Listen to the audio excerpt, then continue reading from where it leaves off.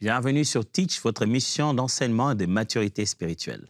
Cette émission, vous le savez, a été conçue pour permettre à chacun de nous de grandir à l'image de Christ, devenir un disciple accompli. Un disciple accompli, eh bien, il est comme son maître. Nous apprenons beaucoup de choses en Teach. Et cette semaine, le Seigneur veut nous apprendre quelque chose, je le crois. Ce n'est pas une chose assez facile, mais il faut qu'on l'apprenne. On est disciple de Jésus, allez, il faut qu'on apprenne ça. Je vais parler cette semaine, au courant de cette semaine, on va parler du conflit. De comment un chrétien, un enfant de Dieu, peut-il résoudre ces conflits. On est en conflit avec des gens à tout moment, que ce soit des chrétiens ou de non-chrétiens, à l'église, le pasteur, le frère, les sœurs, à la maison, la femme, les enfants, le frère, les sœurs, le cousin, les voisins, les collègues à l'école. Il nous arrive d'être dans des conditions de conflit, des mésententes ou de contradictions dans nos avis. Comment résoudre ce moment des tensions en restant enfant de Dieu, selon le modèle biblique, comme Christ nous a proposé de le faire, tout en gardant les relations, sans détruire la paix? Comment on peut faire ça? Aujourd'hui déjà, j'aimerais qu'on établisse les bases. Avec le temps, vous avez appris que j'aime toujours établir des bases, les fondements ou les fondations bibliques du conflit. Comment la Bible voit ces choses-là? En résumé, je vais vous rappeler qu'il s'agira de parler vrai et aimer fort. Il s'agira de mettre tout son cœur dans ce qu'on est en train de dire en authenticité que possible et d'user de beaucoup d'amour si on veut résoudre les conflits comme il se doit. Alors, let's teach. Grandissons ensemble.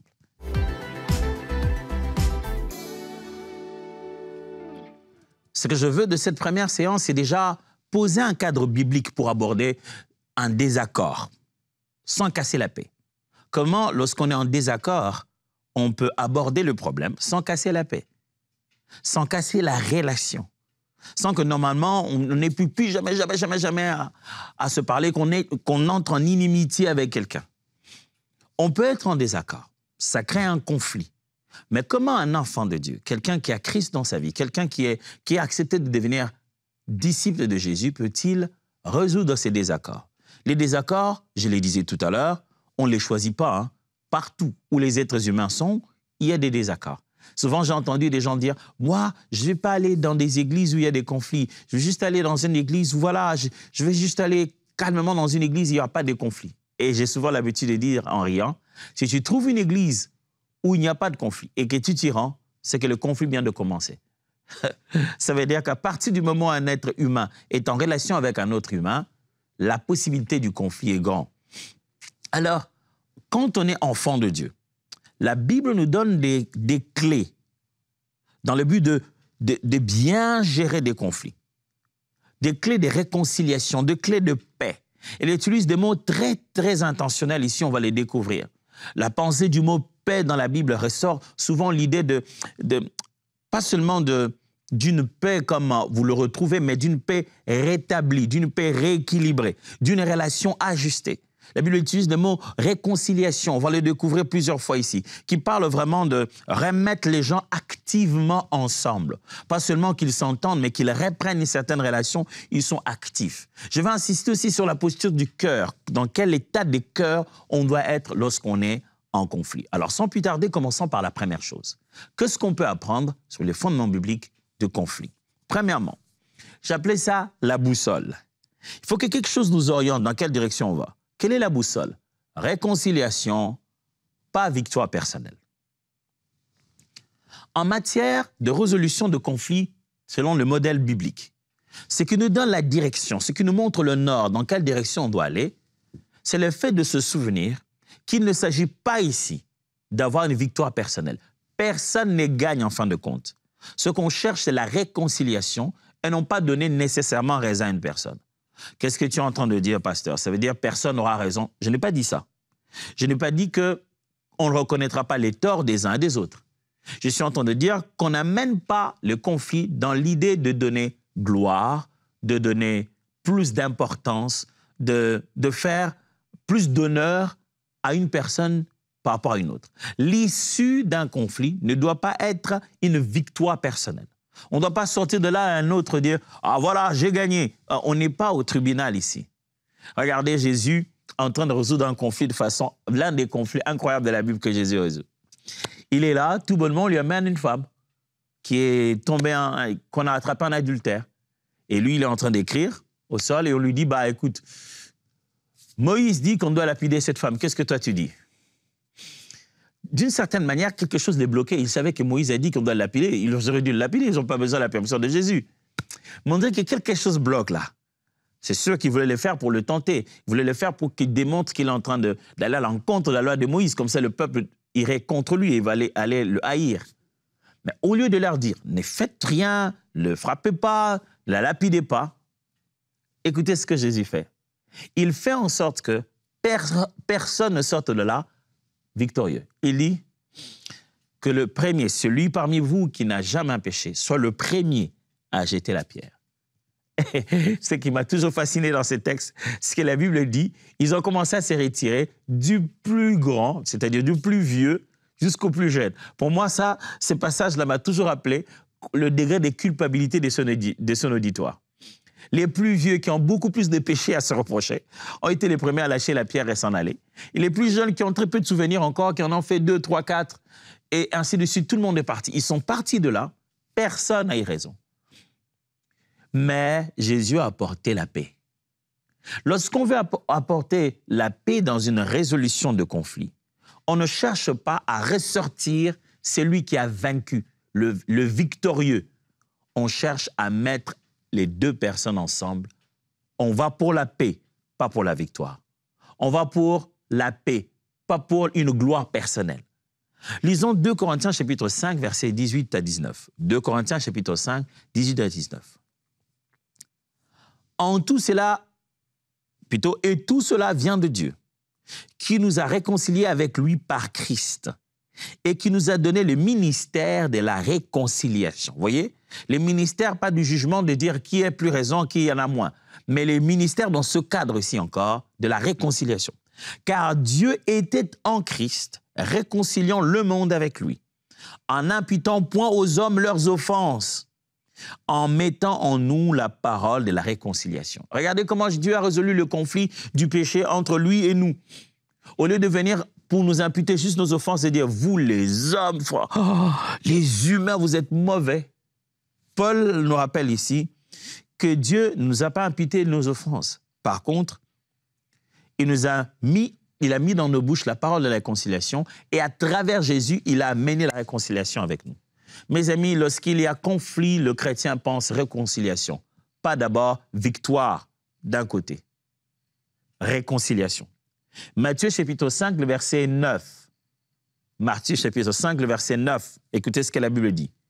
Heureux les pacifiques, car ils seront appelés fils de Dieu. Certaines personnes disent, heureux le fils de paix, c'est qui amène la paix.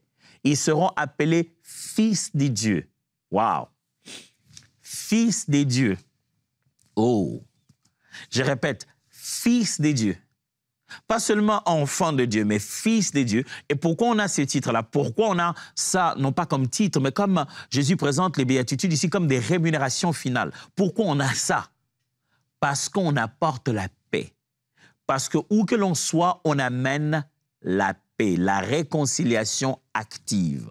On fait en sorte que les gens se remettent ensemble. On rétablit, on réajuste les relations. La relation, dans une forme, n'a pas marché. Après qu'on ait intervenu, on redonne à la relation une forme qui marche. Souvent, ça, c'est l'un des grands problèmes. J'ai beaucoup reçu cette question-là. On dit, ben, pasteur, maintenant, parce qu'on a eu un problème, puisqu'on s'est réconcilié, on doit reprendre la relation comme elle était avant. Peut-être pas toujours. L'une des choses qui vient de se montrer ici, c'est que dans une chose, une forme que vous avez prise dans cette relation, ça a clashé, ça n'a pas marché. Réajuster les relations. Elles peuvent devenir encore meilleures, ces relations-là. Mais est-ce que ça veut dire qu'on ne reprend plus jamais ce qu'on faisait hier, avant, comment on était? Dans la vie, on ne pourra jamais revenir à ce qu'on était avant. Il y a une meilleure vie que vous pouvez vivre ensemble, tenant compte de ce que ce conflit vous a révélé. Pas en se disant, ah, j'ai compris que lui, il est jaloux, ah, j'ai compris que l'autre ne m'aime pas, donc je vais intégrer ça désormais dans ma vie. Non, non, non, non. Mais c'est réajuster les relations pour qu'on commence à regarder les choses autrement ensemble. Lorsqu'on est enfant de Dieu, ce qui nous conduit dans les conflits, c'est la paix, et non pas la recherche à la raison. D'ailleurs, vous verrez que très souvent, c'est en laissant partir la raison qu'on trouve la paix. C'est en laissant partir cette victoire personnelle qu'on trouve la paix. C'est en se disant, OK, pas de problème. Qu'on trouve la paix. Des fois, la paix, on ne la trouvera jamais si quelqu'un n'est pas prêt à prendre toute sa victoire et la mettre au sol et dire « OK, pas question que je sois victorieux. » On trouve la paix. On trouve la paix. Un enfant de Dieu cherche la réconciliation et pas la victoire personnelle. Deuxièmement, les cœurs avant la bouche. Qu'est-ce que je veux dire par là? On est dans un contexte où on pose des fondations ou des fondements pour la résolution de conflits en tant qu'enfant de Dieu. Si j'ai parlé tout à l'heure du fait qu'il faut chercher la réconciliation et non la victoire personnelle, sachez que la deuxième des choses la plus importante, c'est qu'il faut d'abord le cœur avant la bouche. C'est-à-dire, ne jugez pas d'abord ce que la personne dit, jugez le genre de cœur qu'il a. Oui, pasteur, ce que tu nous demandes, c'est un peu l'inverse de la vie. J'en suis conscient. J'en suis très, très conscient. Dans la vie, on entend d'abord ce que la personne dit. Le cœur bat toujours de la même manière, tout, du moins de ce qu'on entend. Il dit rien, le cœur. Là, si on parle du cœur physique, ce que la personne a dit, il l'a dit. Pasteur, pourquoi tu me dis que je crois qu'il n'a pas pensé à ça? S'il a dit, c'est qu'il a pensé à ça pendant longtemps. Ce qu'il a dit, c'est que ça a toujours été dans son cœur. Je vous assure, tout ce qui sort de nos lèvres n'est pas nécessairement toujours quelque chose qu'on a pris le temps de penser. Ça vient certainement, Jésus-Christ parle du fait que ça vient du cœur, surtout quand il veut parler des types de péchés. Il dit qu'on les a médités avant de les exécuter. Mais si vous voulez juger quelqu'un dans un conflit, si vous voulez comprendre un conflit, prendre position, résoudre un conflit, participer à apporter la clarté dans le conflit, sachez que vous devez savoir ce qu'il y a dans le cœur avant de vous limiter à ce que la bouche a dit. J'aimerais être très clair. La Bible montre une relation très forte entre le cœur et la bouche. Et Jésus est très précis là-dessus. Il dit, ce n'est pas ce qui entre qui suit l'homme, mais c'est ce qui sort qui le rend impur. Il sort de l'homme les paroles, il cite l'impudicité, il veut montrer que la plupart des choses, ce qui rend l'homme impur, le péché est à l'intérieur de l'homme et non pas dans les mains qu'on s'est lavé ou pas. Le péché est à l'intérieur, dans les intentions que l'homme médite avant de pouvoir les exprimer. Mais ici, je suis en train de dire que chaque fois que l'être humain parle, ce n'est pas toujours qu'il y a pensé. De fois, on n'utilise pas les bons mots. Et même les mots qu'on a utilisés n'ont pas le même sens chez toi. Si on veut résoudre un problème entre les gens, on ne doit pas se limiter à leurs mots. On peut vraiment être très maladroit.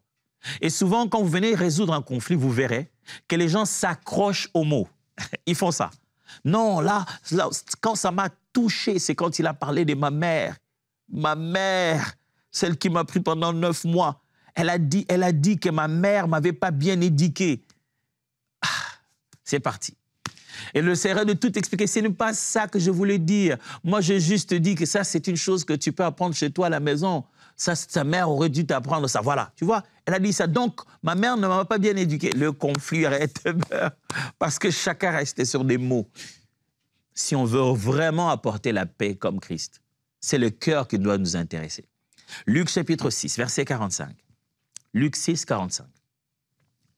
L'homme bon tire des bonnes choses du bon trésor de son cœur. Et l'homme mauvais tire des mauvaises choses du mauvais trésor de son cœur. Car c'est de l'abondance du cœur que la bouche parle. Jésus-Christ, je venais de vous expliquer ce texte-là. Dans ce texte-ci, Jésus veut nous montrer que les intentions, l'état de cœur d'une personne s'exprime par ce qu'il dit. Il dit que quand quelqu'un a un cœur qui est mauvais ou quand quelqu'un a un cœur qui est bon, l'un des instruments qu'il utilise pour le rendre public, c'est le fait de pouvoir parler. Il n'est pas en train de dire que tout ce que l'homme dit, il l'a nécessairement pensé. Proverbe 83 dit « Garde ton cœur plus que toute autre chose, car de lui jaillissent les sources de la vie. »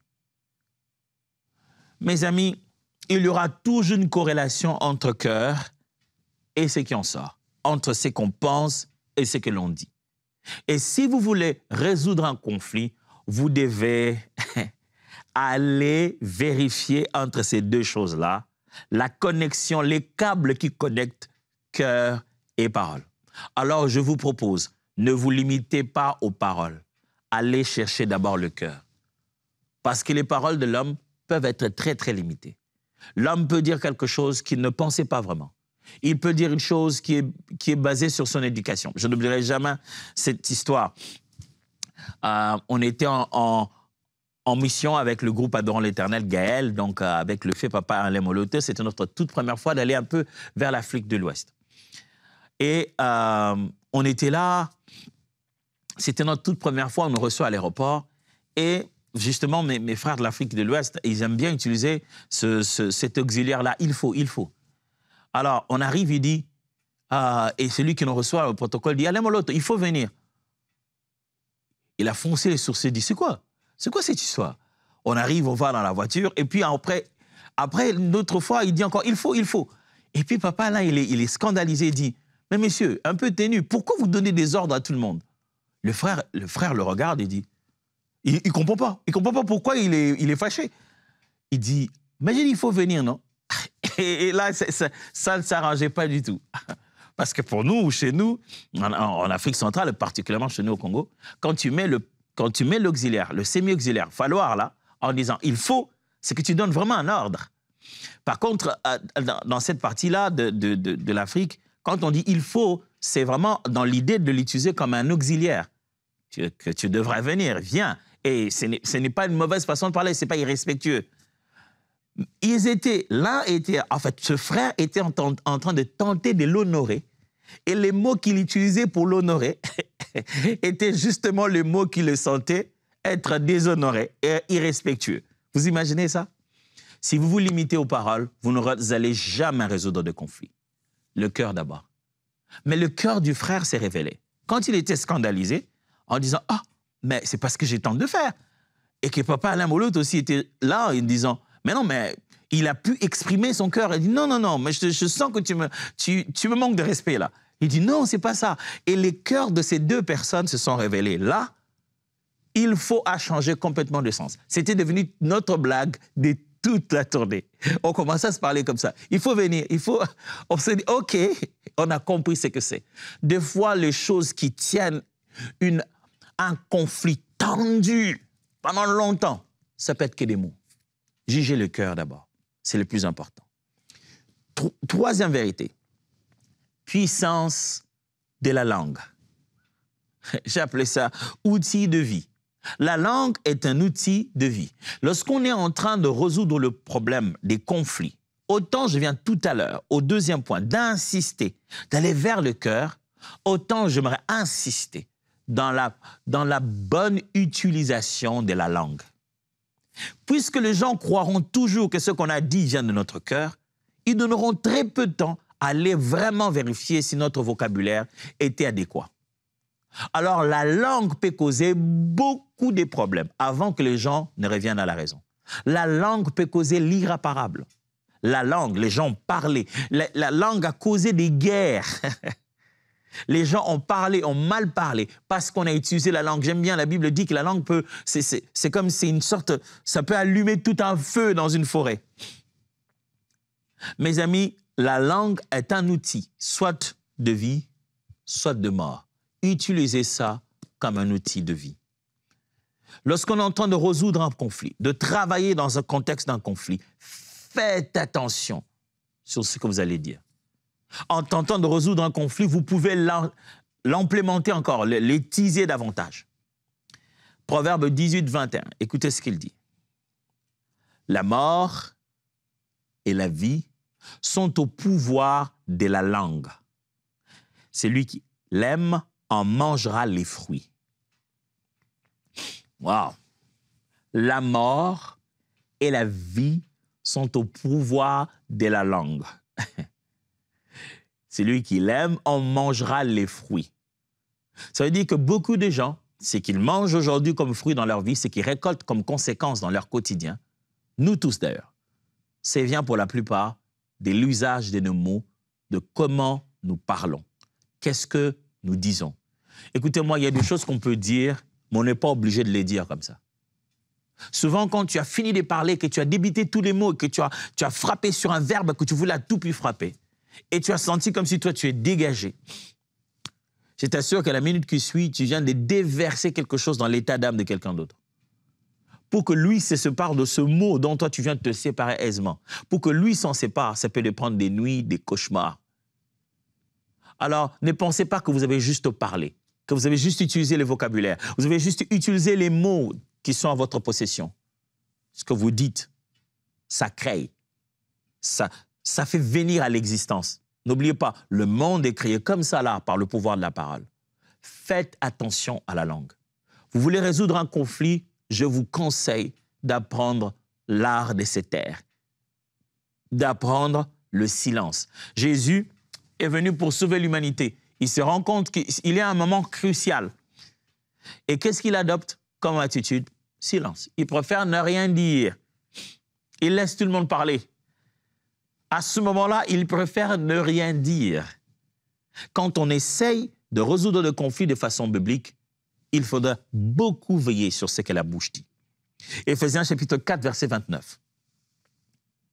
Qu'il ne sorte de votre bouche aucune parole mauvaise, mais, au besoin, quelques bonnes paroles qui servent à l'édification et communiquent une grâce à ceux qui l'entendent. Il dit, mais au besoin, j'aime Paul, Paul, il est fantastique. Il dit, mais au besoin, ça veut dire que tu n'es pas obligé de parler. Quand il y a besoin de parler, voilà ce qu'il faut dire. Ça doit être des bonnes paroles qui servent à l'édification et communiquent une grâce à ceux qui l'entendent. Mais qu'il ne sorte pas de votre bouche des mauvaises paroles. Les conflits, c'est quoi? Au milieu des êtres humains, souvent, les conflits, c'est quoi? Ce sont les mauvaises paroles. On est au XXIe siècle, on est à l'heure de l'Android, l'heure de l'iOS, l'heure de la nouvelle technologie, l'heure de l'intelligence artificielle. Même si ce n'est pas toi qui l'as dit et que tu as prompté un IA, c'est toujours ton cœur qui l'a fait dire. Pasteur, je n'avais rien dit. Moi, j'ai juste écrit un message. Il s'agit de l'usage des mots pour communiquer. Écoutez ce que Paul a dit, il faut que vous puissiez être capable de communiquer quelques grâces. Quatrième chose, nous sommes en train d'apprendre les fondations, les fondements bibliques de la résolution de conflits. Ici, moi, je voudrais établir des bases pour que chacun de nous s'en souvienne lorsqu'on est devant un conflit. Quand on est devant un conflit, je tiens à ce que nous puissions nous souvenir, selon la Bible, que notre boussole qui nous donne une direction, c'est la réconciliation, pas la victoire personnelle. J'ai insisté sur le fait qu'il faut regarder le cœur d'abord, avant de regarder que dit la bouche. Et je rappelais à chacun que nos bouches, nos paroles, nos langues, ce que nous sortons de notre bouche, peut causer beaucoup de dégâts. Et quatrièmement, la posture, l'attitude. Ça doit être fait d'humilité et de douceur. Il faut avoir un mélange des fruits de l'esprit, autant en même temps que les dons de l'esprit. Autant il faut un esprit de discernement, autant il faut une douceur. La meilleure posture dans la résolution de conflits selon la Bible, c'est avoir beaucoup d'humilité et de douceur. L'humilité, c'est en fait la capacité de regarder les autres comme étant au-dessus de nous-mêmes. Considérer la valeur des personnes et considérer comment Dieu le regarde et avoir dans son cœur une attitude ouverte à pouvoir servir cette personne. Ne jamais regarder les autres comme méritant de te servir, mais plutôt le regarder comme méritant de recevoir ton service. C'est ça l'humilité. Jésus a dit, le Fils de l'homme n'est pas venu pour être servi, mais pour servir. Et la douceur ici, c'est le fait de choisir intentionnellement les mots et les attitudes pour faire le moindre mal. Pourquoi je dis pour faire le moindre mal? Parce que quelquefois, mal, ce n'est pas ce que toi tu fais, mais c'est comment quelqu'un l'a reçu. Mais aussi longtemps que cela dépend de toi, tu fais des choix pour garder la paix. Jacques chapitre 3, verset 17. Mais la sagesse d'en haut est premièrement pure, ensuite pacifique, modérée, conciliante, pleine de miséricorde et de bons fruits, exempte de duplicité et d'hypocrisie. Il montre la bonne sagesse. Il parle de la sagesse du monde, mais il parle de la sagesse d'en haut maintenant. Il fait les qualificatifs de la sagesse que Dieu donne. Quand Dieu nous donne la sagesse, n'oubliez pas, la sagesse, c'est cette capacité d'user des connaissances qu'on a et de pouvoir déduire et de résoudre aussi un conflit. Et quand on use de la sagesse de Dieu, elle est pure, elle est remplie de paix, modérée, conciliante. Elle est pleine de douceur. Galates chapitre 5, versets 22 à 23, vous connaissez très bien. Mais le fruit de l'esprit, c'est l'amour, la joie, la paix, la patience, la bonté, la bénignité, la fidélité, la douceur, la tempérance. La loi n'est pas contre ces choses. on veut résoudre un conflit, il nous faudra absolument de l'humilité et de la douceur. J'ai vu des conflits traîner parce que tu es en face de deux orgueilleux qui s'ignorent. Tu regardes la place, ils appellent ça leurs intérêts personnels, mais tu regardes au fond, tu dis, est-ce que c'est vraiment des intérêts personnels ou bien c'est juste de l'orgueil? Ou alors des conflits qui traînent, pas parce que les gens sont orgueilleux, mais parce qu'il manque de tact. Il manque l'art de se parler doucereusement. Pas parce qu'ils ont monté la voix. Non, la voix est baissée, mais les paroles sont blessantes. Quand on résout un conflit en tant qu'enfant de Dieu, il est important de mettre humilité et douceur. Et enfin, prière et onction pour parler droit. La dernière des choses qui ressort souvent dans la résolution de conflits bibliques, c'est qu'il faut mettre la place de la prière et demander à Dieu une qualification surnaturelle pour parler dans la droiture. Mes amis, résoudre le conflit ne demande pas que de tact et de l'art. Le cœur humain est bizarre. Un chrétien, lorsqu'il veut résoudre un conflit, il faut prier. La résolution de conflit, c'est l'un des moments pour lesquels je jeûne le plus dans ma vie. Pas pour les démons. Les humains sont ceux pour lesquels je jeûne le plus. Le cœur de l'homme est la chose pour laquelle je jeûne le plus dans ma vie. Actes chapitre 15, verset 28 dit, « Car il a paru bon au Saint-Esprit à nous de vous imposer d'autres charges que celui qui est nécessaire. » Regardez, ils sont en train de parler d'un conflit fort qu'il y avait à l'Église, et les autres églises païennes, qu'est-ce qu'ils devaient manger ou pas.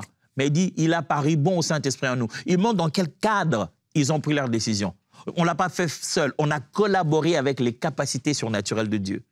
Psaume 141, verset 3, la Bible dit, « Seigneur, mets une garde à ma bouche, observe la parole de mes lèvres. » Il dit, mets une garde, Seigneur, que je ne puisse pas dire n'importe quoi. Et il dit ça à qui? À Dieu.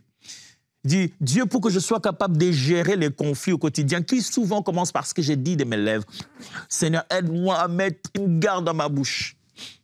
Mes frères, mes sœurs, vous qui m'écoutez, si en tant que chrétiens, nous voulons aller vers la résolution de conflits, nous ne pouvons pas ignorer la place et l'importance de la prière, de la qualification du Saint-Esprit pour que nous puissions arriver au résultat final. Je vous en supplie, donnez la place à l'Esprit, parce que les êtres humains, on peut juste être surprenants.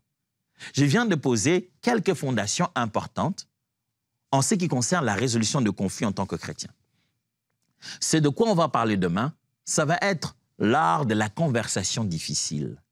Comment on fait quand on a une conversation difficile qui peut être source de conflit? Parce que les conflits commencent comme ça. Quelqu'un vient pour pouvoir faire une conversation difficile, boum. Il vient pour résoudre un problème, c'est là qu'un problème arrive. Si tu as un frère, une sœur, quelqu'un, et vous devez avoir une conversation difficile, comment on fait? Ça, on va apprendre ça demain. Mais pour aujourd'hui, j'ai dit merci du fond du cœur à tous les partenaires de EMCI. Vous tous qui n'arrêtez pas de vous sacrifier et servir Dieu avec nous en donnant de votre temps, de vos prières et en donnant de vos moyens financiers pour permettre à cette œuvre d'avancer. Si vous n'êtes pas encore partenaire avec nous, n'hésitez pas d'aller sur emcitv/don, emcitv.com/don et inscrivez-vous. Donnez ce que le Seigneur vous a mis à cœur. Et puisque vous m'entendez, et surtout si vous me suivez sur YouTube, n'hésitez pas de pouvoir vous abonner à cette chaîne de EMCI TV et pourquoi pas bien cliquer sur la cloche pour que vous puissiez tout le temps avoir les notifications nécessaires pour votre émission. Dieu vous bénisse et à demain.